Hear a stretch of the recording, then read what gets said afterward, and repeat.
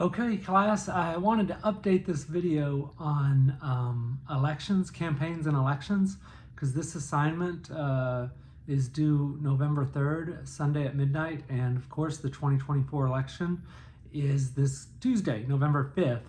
And the assignment has to do with 538, a really good website that takes polling and takes a look at predictions and trying to guess the chances of who's going to win, which of course is what it's all about. But I wanted to address too, because we're ending this campaign now, and in a few days, if you're doing this Sunday, as a lot of students I've noticed doing their work right before it's due, we're going to have this election, and who knows what is going to happen. It is definitely a toss-up. It is very close. Right now it appears as though Trump might have a slight edge, but it's just impossible to say. But what's going to happen after the election, after Tuesday? That too is very unpredictable. And so I just want to prepare you for that, because I'm trying to prepare for it myself, because we've never had anything like this happen before. And by that I mean, as I've mentioned previously, we've never had a candidate who refuses to accept the results of the election. And that's what Trump did in 2020, and he has said again in 2024 that the only way he can lose is if it's rigged.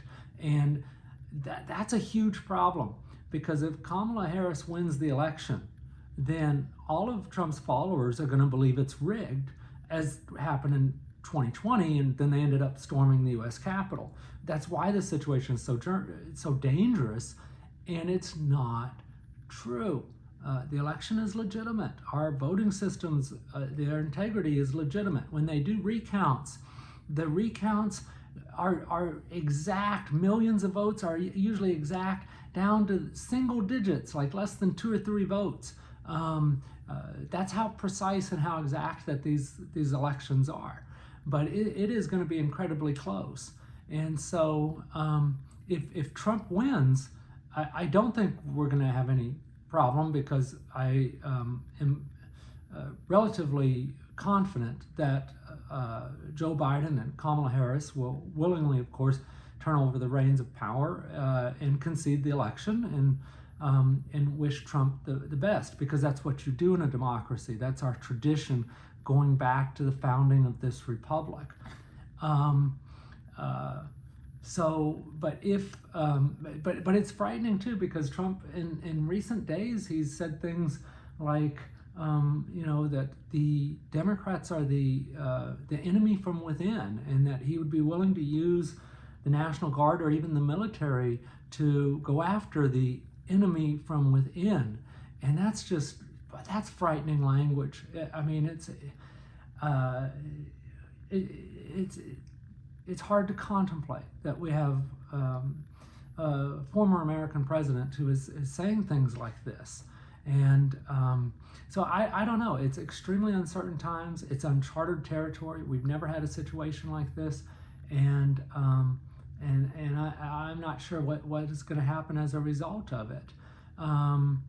We also have to be aware of, if Trump loses, that he does have in place in some states. Last time, they all ended up certifying those results. But now in some of the states, there may be people who refuse to certify those elections. So for example, if Kamala Harris wins in Georgia or in Arizona, they may refuse to acknowledge that and try to send delegates instead for Trump. There's a lot of different scenarios that could play out. And I just would say overall, I'm just really saddened that this is what has become, and I hope it's not a trend in the future, because otherwise our democracy that we've had for 230 years is truly at risk. If Trump does win, and he does do as he says he's going to do, those are things too that put our democracy at risk.